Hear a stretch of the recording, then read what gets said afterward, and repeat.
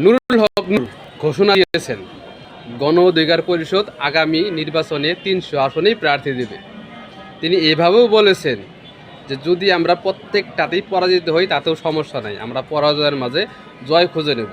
কিন্তু এটা শোনার পর কিছু কিছু লোকের এত পরিমাণ চুলকানি ধরছে, দাউদ একজিমা বেখাউল সব ধরছে।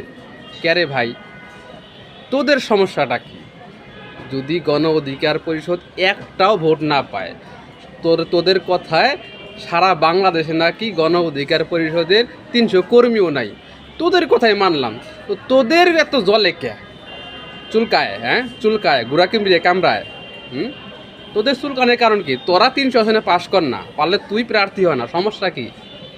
গণ অধিকার পরিষদ নিয়ে তোদের কেন এত চুলকানি? ভাল লাগে না? কামড়ায় কামড়ায়।